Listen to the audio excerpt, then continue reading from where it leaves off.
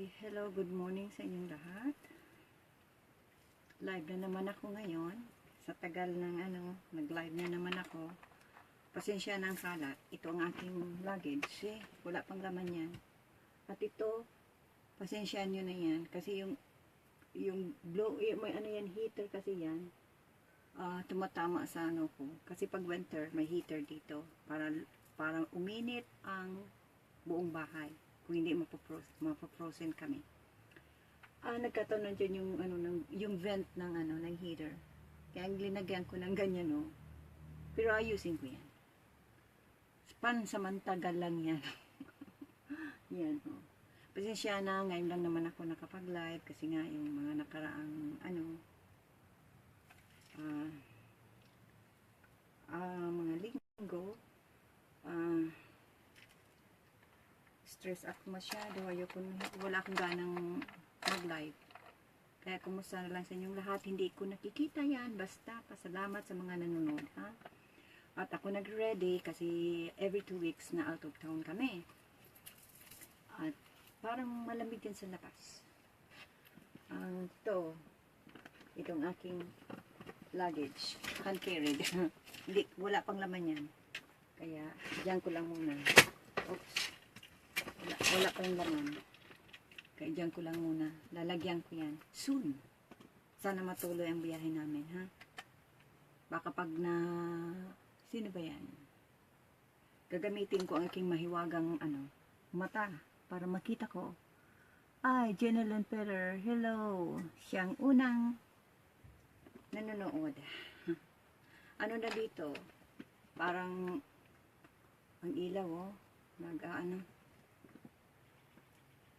Nag-ano lang ako, yung isa kong salamin, hindi ko nakukuha kasi natabunan. Daming kalat dito. Hindi ko pa naayos. Yung iba pa lang naayos ko. Yan. Ma-out of town kami, kaya yan. Nagpapaganda. Kahapon sana kami alis. Kaya lang, may pinuntahan yung kapatid ko. Kaya, naka-makeup na ko noon, ha? Kaya lang, medyo stress ako. Kaya lang di naman ako nag-video. Diba? Ilang araw din akong hindi nag-Facebook. Kagabi lang, parang kagabi lang yun, ha? Yan. Umaga na gayon dito, dyan sa Pilipinas, gabi na siguro. Yan. Nagpapaganda naman si Dubi.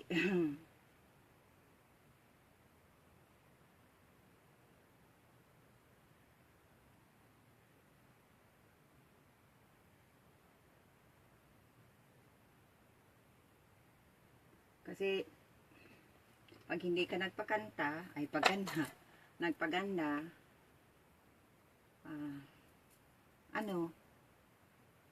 sino ba ang nanonood sa akin ngayon?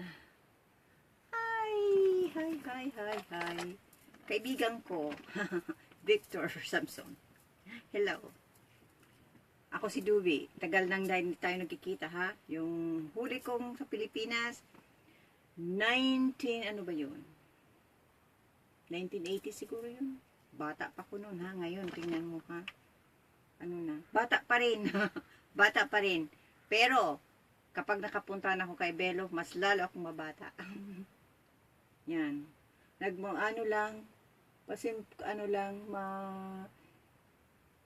Salamat sa mga nanonood. Ako'y nagmamadali kasi nga, out of town kami.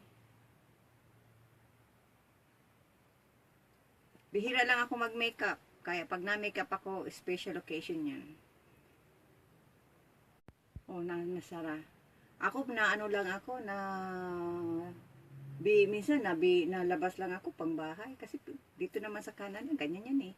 Hindi lang naman ako ang napunta dyan sa palengke na walang makeup. Hindi nakaayos. Yan. Pero sa Pilipinas, ha? Pero doon sa bahay, sa lugar namin, sa Dait, pag ako na umaga, nakapajama ako. Punta ako doon sa lote ko. Kikiusap ako doon sa, tumitira doon sa sa lote. Nakaano lang yan. Ang pinagtataka nila, bakit daw ay nakamidyas ako. Kasi naman, sanay na akong magbidyas. Talaga, sanay. Sabi, may sakit ka ba? Sabi ko, wala, bakit? Bakit nakamidyas ka? Sabi ko, oh, sanay na ako magbidyas.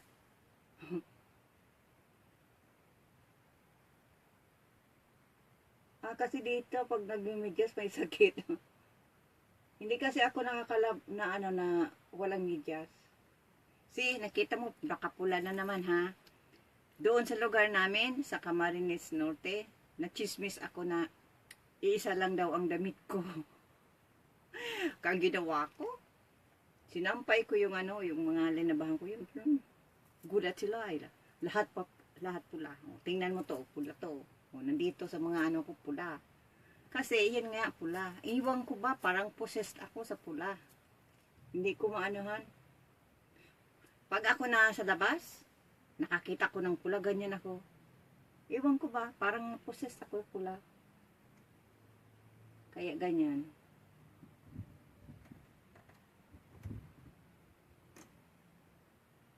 Kahapon sana kami labas. Wala rin nangyari. Tinamad na ako. Kabihis na rin ako noon. Kaya every 2 weeks, yan. Na out of town kami kasi napunta kami sa yung nagtitinda ng Pinoy na pagkain. Ay sa papain ng pagkain.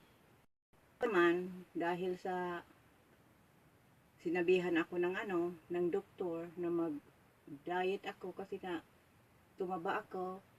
Sa sobra kong stress, tumaba talaga ako.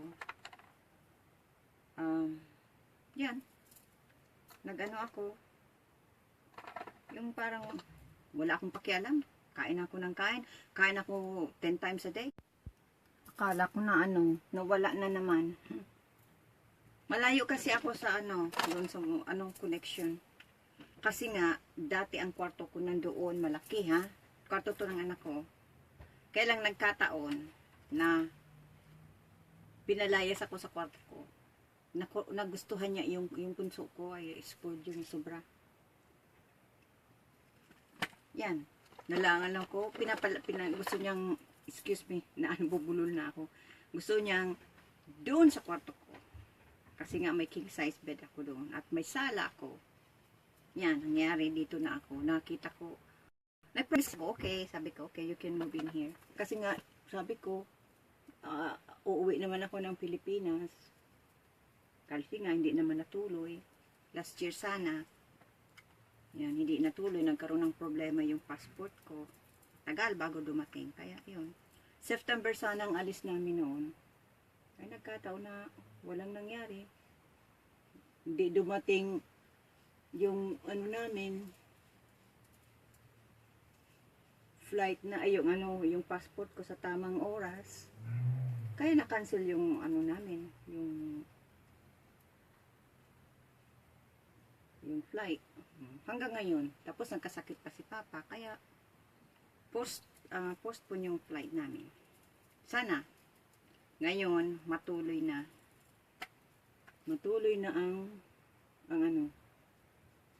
ang biyahe namin.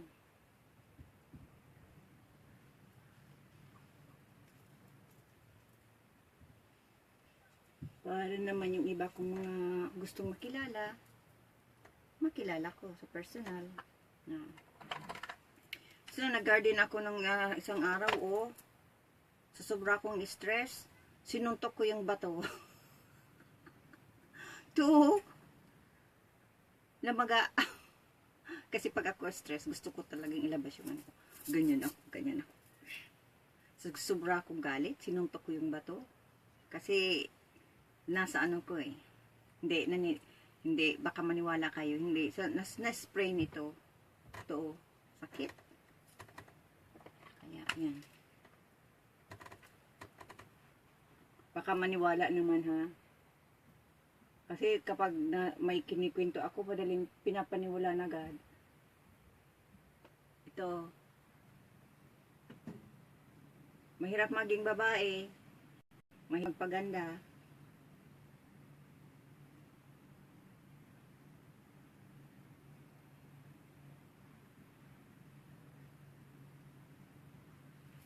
Galing ito sa Pilipinas. 2014. Ano? 2010. Souvenir to. Di ba umuwi kami 2009? Para mag-shooting ng indie film na produce ko sana. Kaya lang, naloko ako. Ayan. Punta kami sa probinsya. Uwi kami. Bago kami balik dito. Bili ko ito. Nadala ko. Kalain mo yan ha. Kaya pag nakikita ko to, naalala ko yung naloko kami nung nakilala kong indie film director. Na scammer pala. Ginagamit ang showbiz para manloko. Ginagamit ang Facebook para manloko. Kaya mag-ingat kayo kapag may naglapit sa inyo na gusto mo mag-produce ng pelikula sa Pilipinas. So, wala. Katao naman. Naloko pa lang ako noon. Lahat na na-invest ko na wala. Kaya, isinugal ko yung natitira kong savings. Sinubukan ko. Anong nangyari? Simula April, May, June, July, August, September, October. 6 months. Nose dive. Ulit ako. Wala lahat. Nanakaw pa yung mga, mga lahas ko sa pawn shop. Kasi sinangla niya. Oh my God. Ayoko nang maalala yun. Minsan bumabalik talaga yun sa isipan ko. Ayoko nang masirang araw ko. Kaya cut muna. Ayoko nang kasi na-stress ako. I-ano ko na lang yan sa sa press conference ko pag uwi ko ng Pilipinas. Kasi maalala ko yan na di-depress ako. Ayokong masirang araw ko. Kaya cut na muna. Okay. Paganda na naman ako. Dati-dati, inaano ko lang to. Mahaba ang buhok ko pag ako nade-depress. Mahaba na sana ito. Pag ako nade-depress, buhok ko ang pinagdidiskitahan ko. Pinutulan ko ito noong 2015 siguro yun. Yeah. Sa sobra kong depression. Yan. Buhok ko ang ang pinag-anuhan ko. Ngayon, nagpakatapos ng na-realize ko na na ang buhok ko, sira na, putol na, sobrang ko, ang lungkot ko. Kasi nga yan, ganyan ako. Pero ngayon, hindi na. Kapag sabi ko sa dito sa bahay, kapag nagsasabi ako ng gugupitan ko ang buhok ko, it means talagang sobrang stress ko. At ang buhok ko ang binabalingan ko. Kaya ngayon, pag ako na-stress, gardening ang ko. Yan, binabaling ko ang depression ko. Kasi pag nakakabasa ako ng mga panglalait sa akin, kung ano-anong mga yung napiktuhan ako. Pero ngayon hindi ko na. Kasi hindi na yan, padagdag ng padagdag eh. Noon isa lang, ngayon marami na. Di ko na alam kung sino-sino ang mga naglalait sa akin. Oh, hindi magandang masyado. Hindi sa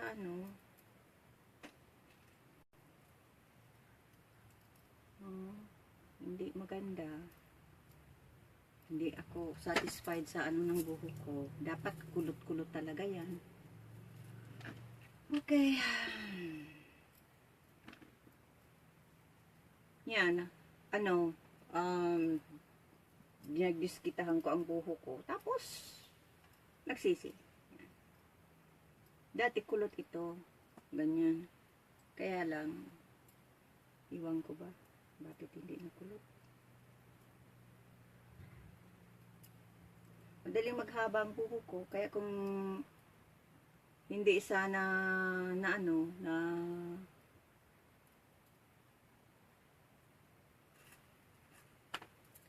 ito, may nabili ako ito. Ito ang aking paboritong. Nahilig ako sa hat.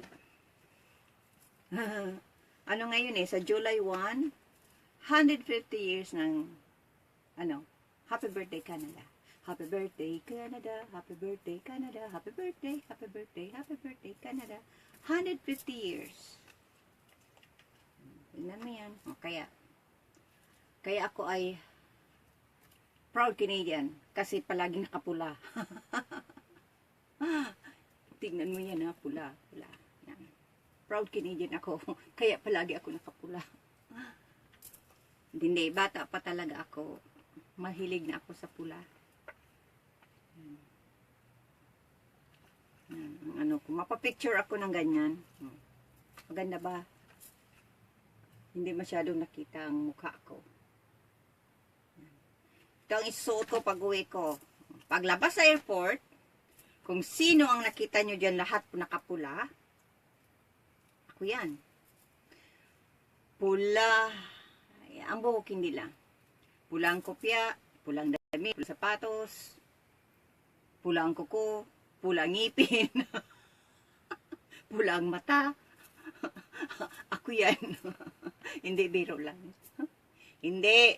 Pag uwi ko, hindi ako mapula. Ma-disguise ako. Hindi nyo makikilala. Walang makakakilala sa akin paglabas ko ng airport. Kasi nga, hindi naman ako mapula. Ma-disguise ako. Kasi, paano? Siyempre, paglabas mo sa Pilipinas, paglabas mo sa airport, ay sa airport, garanyan ka na. Tapos, haragas na ang mukha mo. O, pagkatapos, wala, pa yung mga makeup mo, sira-sira na. Ala, pagkatapos yan, may makakita sa iyo, ikaw ba yan? Ikaw ba si Dubi San? Nasaan si Dubi San Andres? Ako na pala yun. Nasaan si Dubi San Andres? Kilala mo? Kasi, medyo kaawig mo. Pero hindi ka yun. Yan pala ako yun. Kaya, dapat, mapaganda muna ako bago ako magpakita sa lahat. Kasi nga, yung sa unang pagkikita, dapat maganda. Baka mamaya yan, makita ako sa personal, mahimatay, natakot sa akin.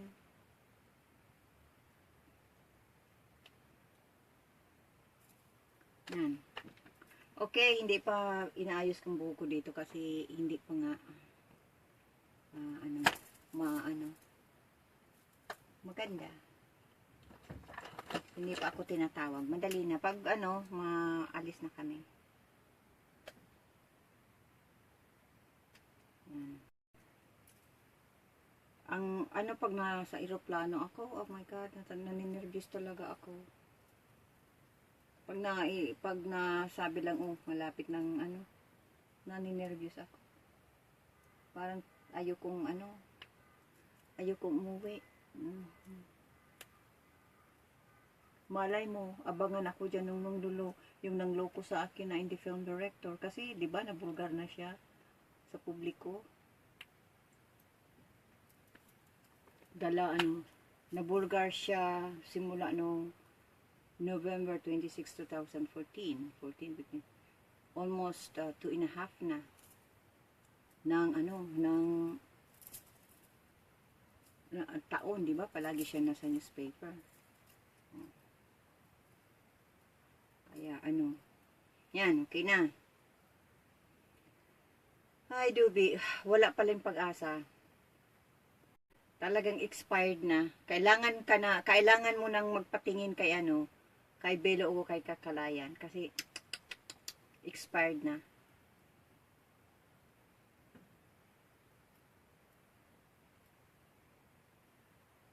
Yan, nagda-diet talaga ako dahil nga sa tumaba akong masyado. Yan. Pero ano na, simula ako nag-diet, April 18. Ano ba yun? Yeah. Yeah, April 18. Tapos May 18, na isang buwan na. Sa 2 buwan, sa June na 18 or 19, 2 months na akong hindi kumakain ng white rice, white bread. Wala na. Kaya lang kailangan ko ng exercise. Masakit na ang kamay ko eh. Kaya para yan ang exercise ko. Na-sprain nga yung kamay ko. Kaya hindi ko masyadong Okay. Oh, excuse ko lang yun kasi wala na akong lakas. Trying hard, 'di ba? Tinawag akong trying hard lady daw. Yung mga nagbaba sa akin, trying hard ko ang mga tinatawag sa akin.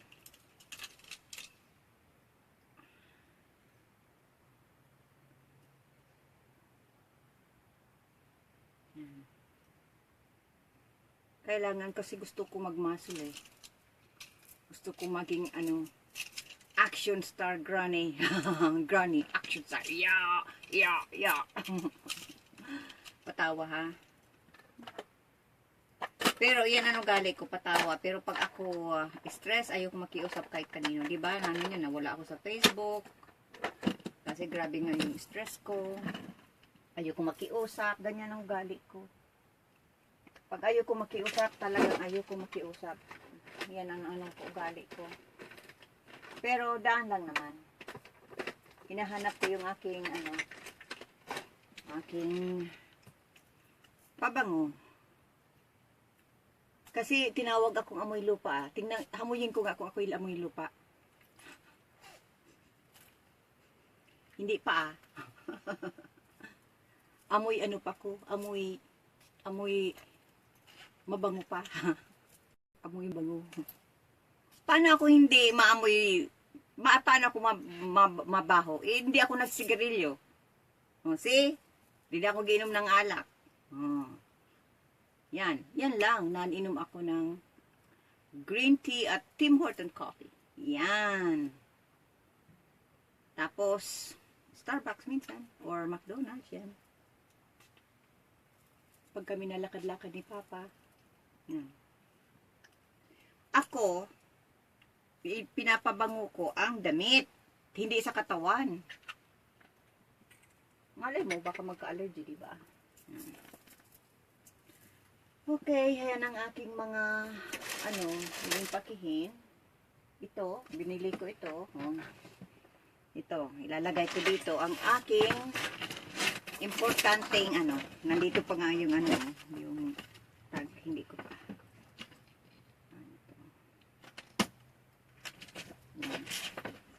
Diyan ko lang yan. Para, kasi nakatago to. Nandun lang yan sa Linagay ko na dyan, para, kung nandito ako sa loob ng kwarto, yan. Talaga yung pursige na ako na ayusin ko yan. Kailang nag-i-impake pa ko eh. Yung iba kong mga, siguro ito, yung late reaction ng aking yung pag-impake ko noon, di ba? Nag-impake ako, grabe yung impake ko. Siguro ito ang reaction ng yung nag-relax na yung muscle ko. Yan, talagang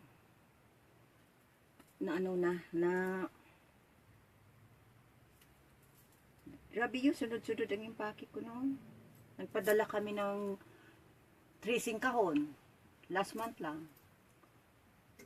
Tapos, nung pang, previous na, buwan, bago umalis yung kapatid ko, rin ako, nag-impake rin at pinadala namin, kaya yan. Yan. Okay, gising na ang kapatid ko, sige, baka na ako ha, baka out na, kaya, Maraming salamat sa lahat na nanonood. At sana huwag kayong magsawa na manonood. Baka masunod naman ito next week, 2 weeks. Kasi nagpapaganda lang ako pag every 2 weeks. Pag ano nito, balik naman ako sa dati. Ano na naman ako, hindi naman ako naayos. Kaputos-putos lang ng buhok. Yan. Yan. Iniba ko naman ang ano ng buhok ko, ng style ng buhok ko. Kaya, yan. Nahanap ko yung aking corona. Kasi gusto ko lumabas na may turban. Hindi ko nahanap. Kaya, yan. Mahilig ako sa sa turban at sombrero. Yan. Basta pula. Yan. Sana matuloy ang uwi namin at magkasakit si Papa, maging okay ang lahat. Kaya, kita-kita tayo sa Pilipinas. Pero hindi muna ako magpapakita. Yung mga kaibigan ko sa media, sa showbiz, kita-kita tayo. Soon, sana, tuloy-tuloy na. At yung mga kaibigan ko sa Facebook, attend kayo sa October 7, ha? Nandyan yung detalye, yung yung raffle ng Yaya Clean at Maxi Clean sa October 7. Sana yan ang first concert ko ni Dubi San Andres. October 7. At hindi kayo mabibigo, makikita nyo ang sexing Dubi. Kahit matanda na, sexy pa rin yan. Paano? Wala akong bisyo.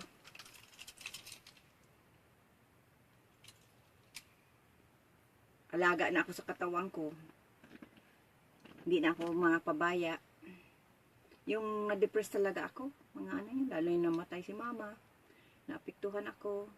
Tagal. Hindi, ko na lang na nagbabakasyon siya. Somewhere. Ayokong na anniversary nila ni Papa kahapon, June 10.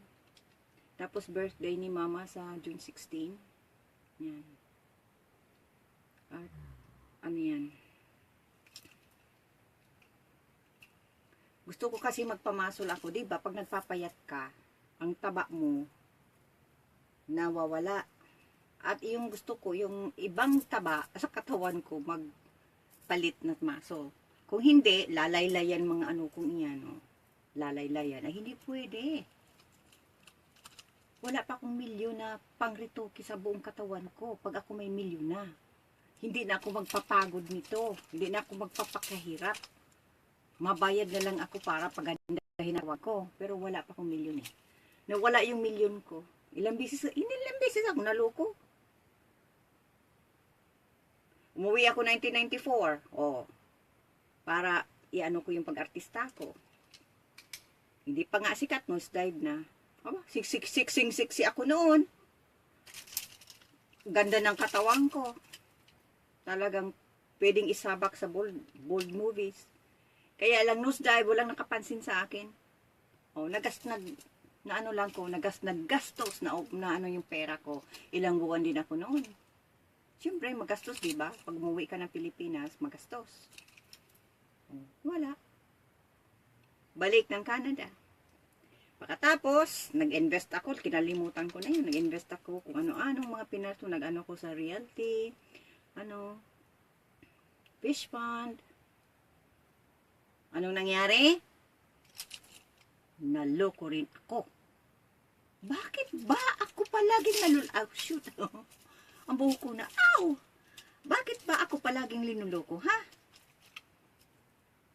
Bakit ba?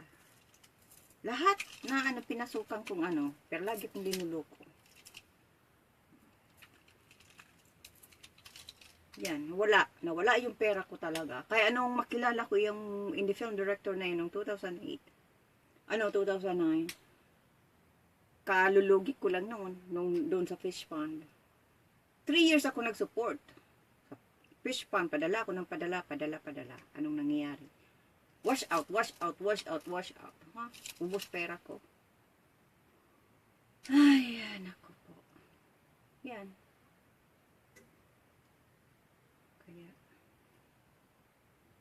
ayoko nang mag-invest sa mga business. Kung sakali man ako mag-invest ulit sa indie films na. Kasi iyan ang talagang gusto ko. Kaya ang ginagawa ko, nagawa ko ng indie film, mga short films, lagay ko na lang sa YouTube site ko, sa Doobie San Andres Video. Kaya ginawa akong Doobie Dreams Films kasi nga, lahat ng mga ginagawa kong short films or mga idea na pwedeng gawin indie films, galing sa panaginip ko. Oh yeah. Lahat na yung mga nagagawa ko dyan na ginagawa kong short film. Kaya ginagawa kong mga short films, nilalagay ko sa YouTube, sa site, sa Doobie San Andres Video, channel, site ko. Kasi nga, para hindi ko makalimutan. Dati-dati, sinusulat ko yun. Kaya lang, nawala na yung notebook ko. Yung mga sinulat ko. Kaya pag may napapanaginipan akong kwento, na-improvise akong short films para magawa ko at hindi ko makalimutan. Yan. Someday, yan din ang talagang ko na gusto ko magawa ulit ng indie films. Low budget lang. At gusto kong gawin yung kwento ng buhay ko. Yan.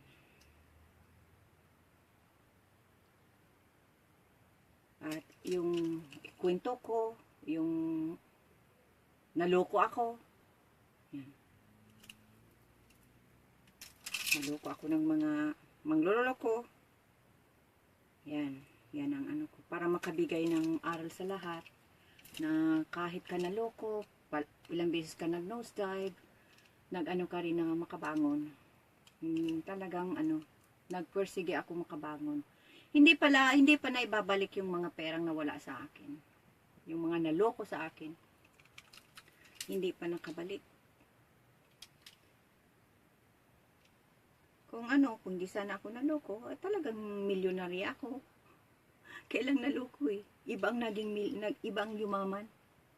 Sa pera ko, ibang yumaman.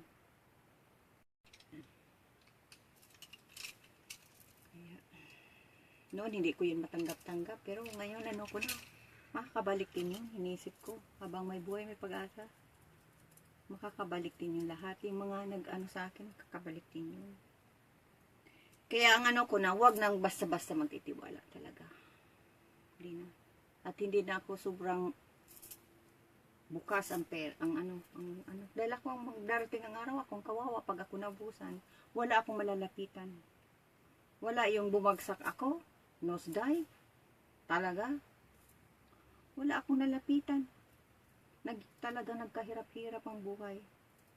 Akala ko nga hindi ako makakabangon. Talagang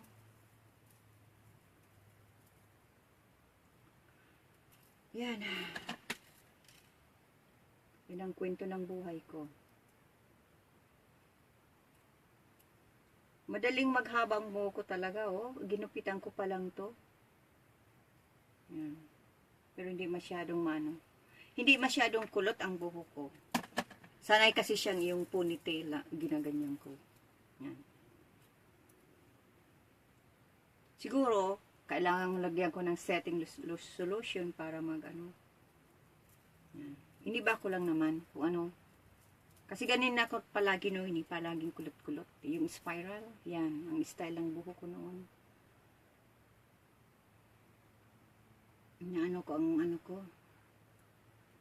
Ang aking, sino kaya nanonood? Tingnan natin. At, tingnan mo ha. Hindi ko na alam kung sino nilagay ang aking mahiwagang salamin.